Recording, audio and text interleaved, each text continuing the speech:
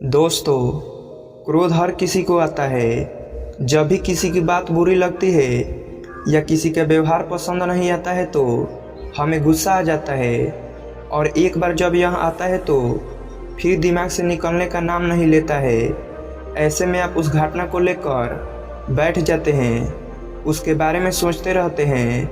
हर समय वही बात दिमाग में घूमती रहती है। आप किसी से कोई भी बात करें, वह घटना बीच में आ जाती है। ऐसे में आप ना चाहते हुए भी उसके बारे में बात करने लगते हैं, उसकी शिकायत करने लगते हैं। और अगर उस समय वहाँ पर कोई बात करने वाला नहीं हुआ तो आप अपने आप से ही बातें करने लगते हैं, बड़बड़ाने लगते हैं। इस सब से उस व्यक्ति की सेहत पर तो कोई फर्क नहीं पड़ता, पर आपका नुकसान ज़रूर होता है। लेकिन अगर आप चाहे तो इस स्थिति से बच सकते हैं, इस नुकसान से खुद को बचा सकते हैं। कैसे, आइए जानते हैं। एक बार की बात है, एक गांव में गौतम बुद्ध का प्रवचन चल रहा था। वे कह रहे थे, जब हम क्रोधित होते हैं तो दूसरों को नुकसान पहुंचाने की कोशिश करते हैं, लेकिन उस समय हम इतने आवेशित हो जाते हैं कि हमारी सोचने समझने की ताकत समाप्त हो जाती है। इसीलिए क्रोध में हम सही निर्णय नहीं ले पाते हैं और अपना ही नुकसान कर बैठते हैं। बुद्ध की उस सभा में एक गुस्सैल स्वभाव का व्यक्ति भी शामिल था। उसे बात बात पर गुस्सा आ जाता था। आज भी वह अपने परिवार वालों से झगड़ कर आया था और उस समय भी उसके दिमाग में उथल पुथल मची हुई थी। इसीलिए उसे बुद्ध की बातें अच्छी नहीं लग रही थी। उसे लग रहा था कि जैसे बुद्ध उसे डांट रहे हो, सबके सामने उसकी बेइज्जती कर रहे हो। इससे उस व्यक्ति का क्रोध भड़क गया। वह अपनी जगह से उठा और बुद्ध के पास पहुंचा। इससे पहले कि कोई कुछ समझता, उसने बुद्ध के मुंह पर थूक दिया। यह देखकर वहां मौजूद लोग भड़क उठे और उस व्यक्ति के बारे में बुरा भला कहने लगे। लेकिन बुद्ध अभी भी अपनी जगह पर शांत बैठे हुए थे। उन्होंने अपना चेहरा पोंछा और बोले, क्या बात है बॉस, तुम्हें कुछ कहना है? उस व्यक्ति ने बुद्ध की बात का कोई जवाब नहीं दिया।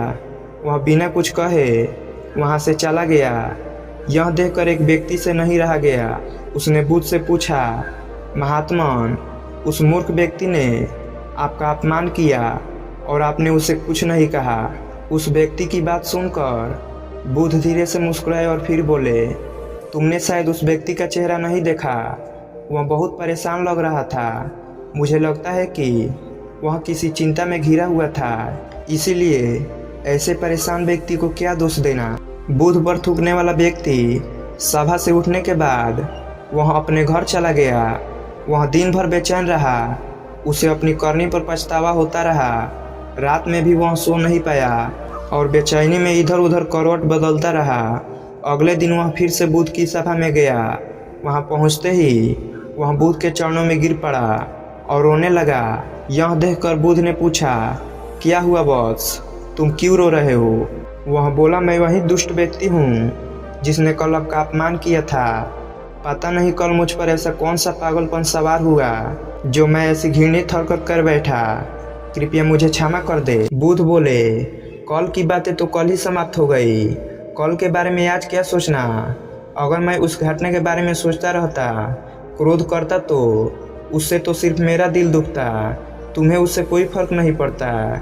इसलिए बुरी घटना को याद रखना कोई समझदारी की बात नहीं है। इससे हमारी परेशानियां बढ़ जाती है और जीवन ठहर जाता है। इसलिए अप्रिय बातों और अप्रिय घटनाओं को भूलने में ही समझदारी है। जो व्यक्ति ऐसी घटनाओं को भूल जाता है वही जीवन में आगे बढ़ता है, और जो इनमें उलझा रहता है उसका जीवन चक्रव्यूह के समान हो जाता है, जिसमें वह चाहकर भी बाहर नहीं निकल पाता है। दोस्तों, गुस्सा करना बिल्कुल ऐसा होता है कि जहर तो आप पिए और कामना करें कि मर सामने वाला जाए। इसलिए जब भी कभी आपको गुस्सा आए तो इस बात को ध्यान में रखें कि अगर आप किसी से नाराज़ होते हैं और रूठ कर चुपचाप बैठ जाते हैं तो आप अपना ही नुकसान करते हैं। इससे आपके समय का तो नुकसान होता ही है, आपके शरीर का भी नुकसान होता है। इसलिए अप्रिय बातों और अप्रिय घटनाओं को लेकर बैठना कोई हल नहीं है। बेहतर है कि उन्हें भूलकर आगे बढ़े, तभी आप अपने जीवन के प्रवाह के साथ अपने आप को जोड़ पाएंगे और जीवन का आनंद ले पाएंगे। दोस्तों, हमें से ज़्यादातर लोग यही समझते हैं कि हमारे दुखों का कारण कोई दूसरा व्यक्ति है, और जब हम ऐसा मानते हैं तो हमें अपने स्व नियंत्रण की कमी और अक्षमता को अनदेखा कर रहे होते हैं। वास्तव में यह हम पर निर्भर करता है कि हम दूसरों के द्वारा प्रदान की गई नकारात्मकता को स्वीकार करते हैं या नहीं। अगर हम नकारात्मकता को स्वीकार करते हैं तो हम अपने पैरों पर कुल्हाड़ी मारते हैं, और जब हम उसे अस्वीकार करते हैं तो घृणा, क्रोध, हिंसा हर किसी से मुक्त हो जाते हैं।